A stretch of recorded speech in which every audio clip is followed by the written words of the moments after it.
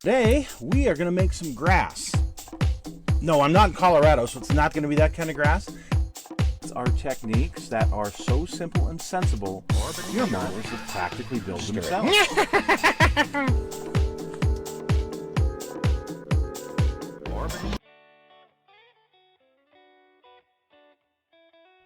Hello folks, it's Mad Dog Merv. Welcome to today's show.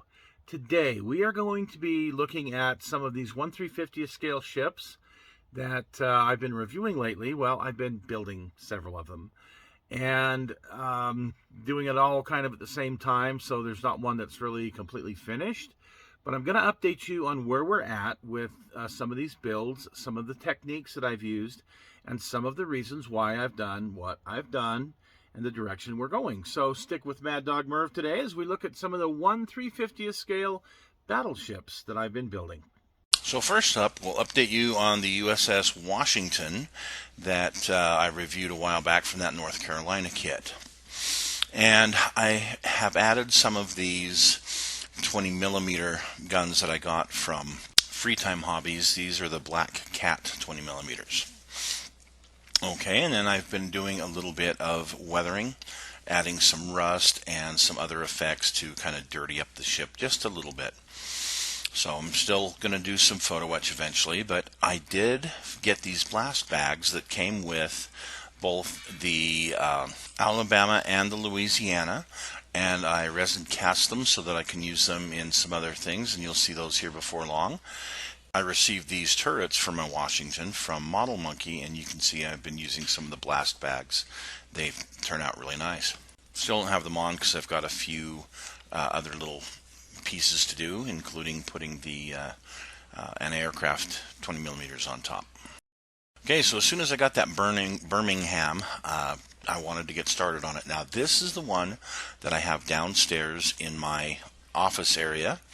And so that's pretty much exclusively where I work on it. I did take the hull outside to spray it, and this is just some Krylon 2X red-brown primer that I used for the hull, and then I taped that off. And you can see that, well, I'm up to the superstructure area. I started with the photo etch on this, and that's what's really slowed me down. Like I said, photo etch just really it causes me all kinds of problems.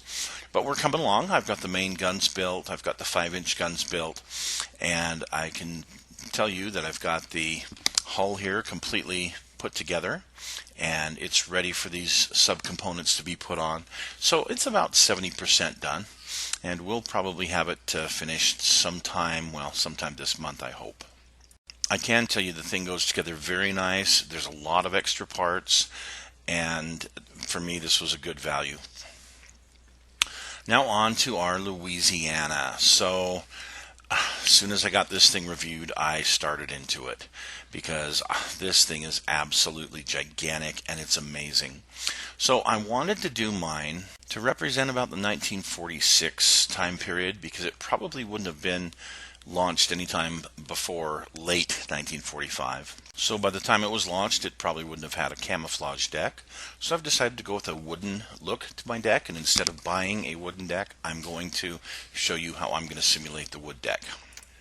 Okay, so here's the color I used. It's an old Floquil military color, unfortunately. So yeah, but you know I love enamels, and that's the thing. Especially, wait till you see how this thing turns out.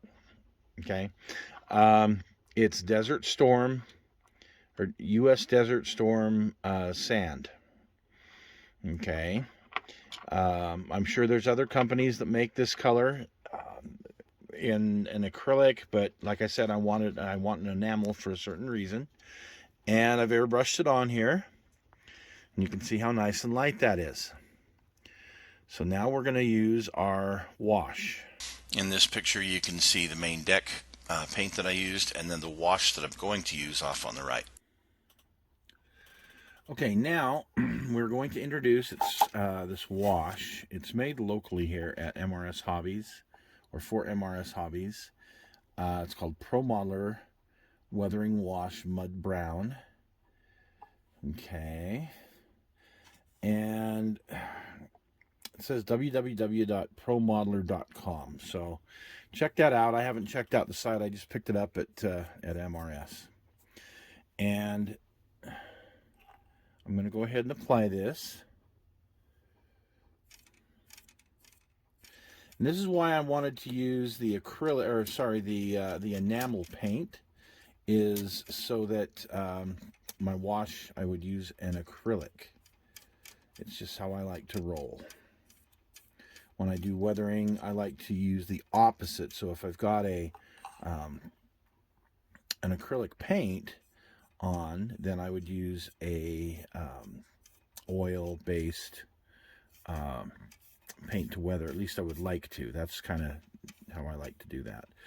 Obviously, I like to use enamels, period, but they're just so hard to get anymore. And then do my weathering with these acrylics, these water base. I think it's a much better, for me, it's a much better technique anyway. So, anyway, you kind of get the idea of what I'm doing here. I'm going to get this whole thing done, and we'll come back and look at it.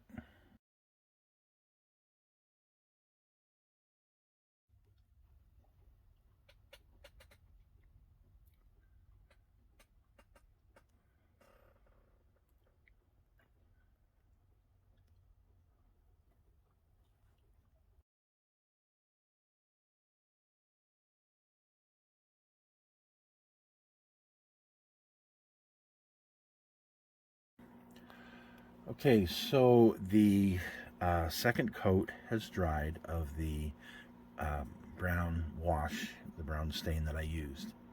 So this is what I call Larry's bath water, and this is a brown tinted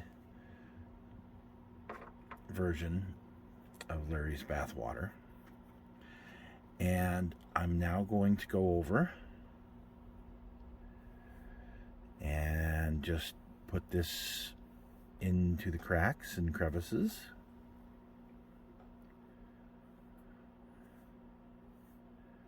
Going to try and paint it on pretty uniformly.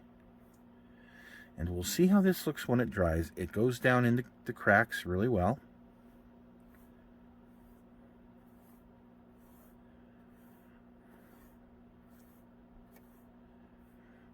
I don't want to get too much excess, so I want it to be fairly uniform. But you can see how this area already is starting to look compared to this area. So we'll come back and take a look in just a few minutes.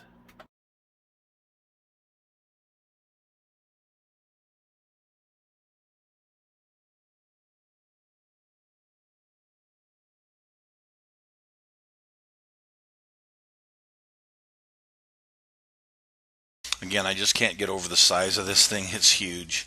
The painted parts of the deck I've done with a kind of a neutral gray, and we're going to set it aside and do some work on the turrets next. So here number 2 turret is with the blast bags on, and one of the resin blast bags to kind of give me a different elevation. And the interior of these, each one of these guns has an interior, which is really cool. As soon as you put the turret on, well, you lose all that detail. So I decided to go ahead and build 2 other just guns that I could display separately. This one here, you can see it's one of the extras I had from the North Carolina kit, and I used some larger gun barrels, and this is going to be the 18-inch guns that they were going to put on the USS Maine. After a lot of work on that gun house, you can see kind of here how it's going to look with some paint on it. Not too bad. And there's talk that they were going to put 20-inch guns possibly on it. So I went ahead and decided I would build my own gun house for the 20-inch. And you can see here I've taken some of the guns and lengthened them actually. And we're going to scratch build this gun house. And they probably would have been put on either the Louisiana or the Ohio, but we'll see. I'm just going to display them separately, so you'll have the 16-inch, the 18-inch, and the 20-inch all there together, which would be kind of cool. So there's the guns after they've been painted. Here's the gun house after its basic assembly is done. This one I'm just going to have the turret top that you can take off to look at the guns inside, unlike the other one, which pretty much the whole gun house came off of that, the 18-inch.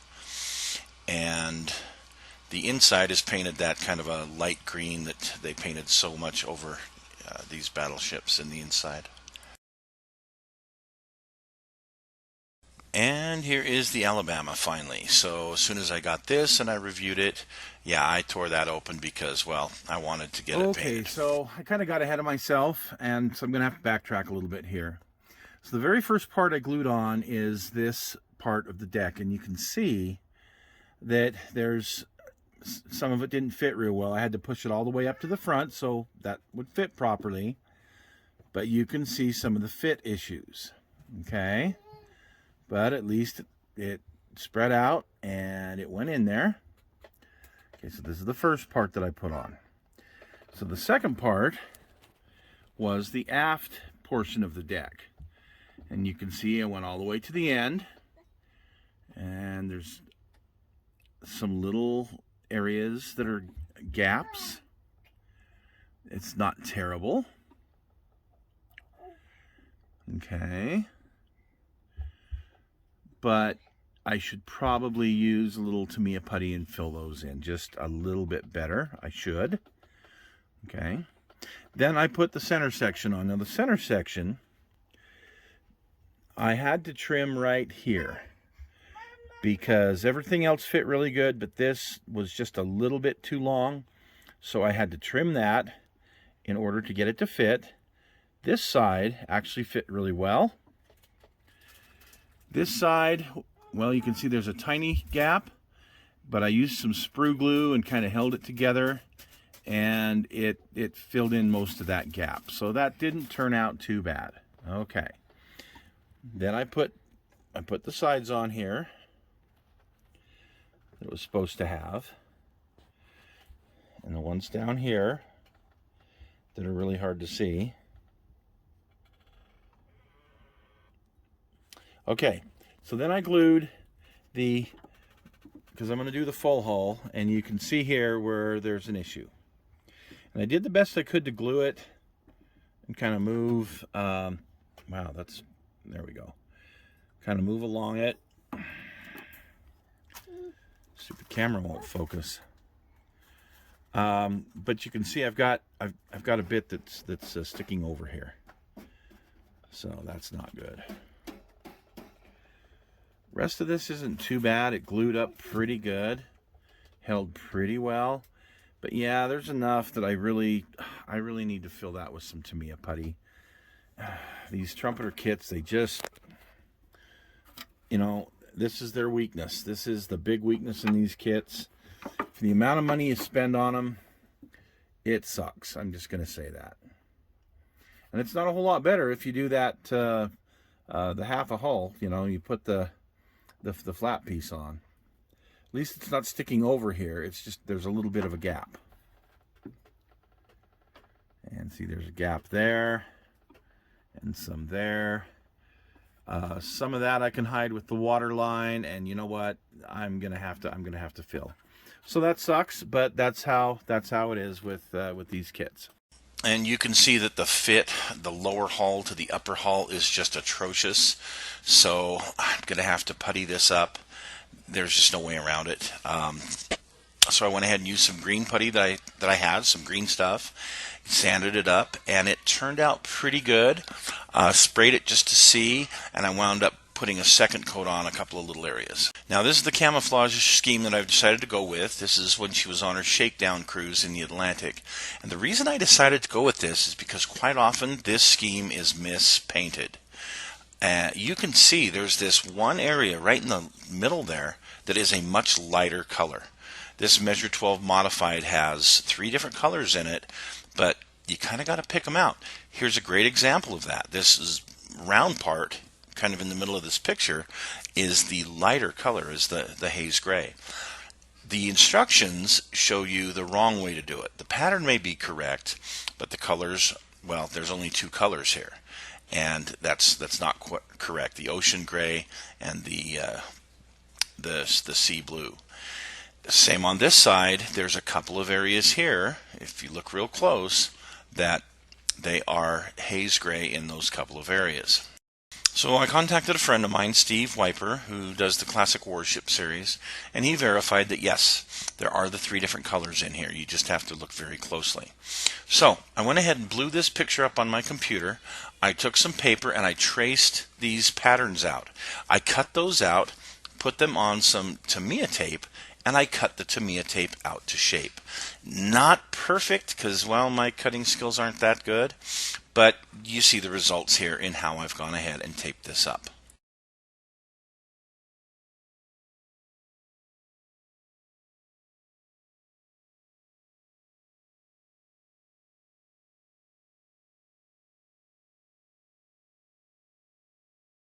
Now I had already painted this whole upper area with 5-0. I'm going to spray the rest of these open areas here with the sea blue paint. And once that dried, then I went ahead and taped off the areas that I'm going to paint haze gray. Now there's only a couple, like 3 or 4 per side. And so you can see here I've taped those off after everything was dried. And then we're going to spray that. I'm using that cordless airbrush that I have downstairs. And here's the results. Turned out pretty good by my standard. Not 100% perfect, but it's definitely, well, definitely the right colors in the right places. And here's the other side. Well, hope everybody enjoyed this update on where I'm at. I'm having a ball doing this. Even though it's tough working on all of these at the same time, I'm having a great time, which is what you're supposed to do with modeling anyway. So one last thing is I've got the turrets built and ready to go for this particular build. And now I'm just waiting for some photo etch because I am going to do photo etch on this Alabama. So, hey, thanks for joining us, folks. Hope you have a great week.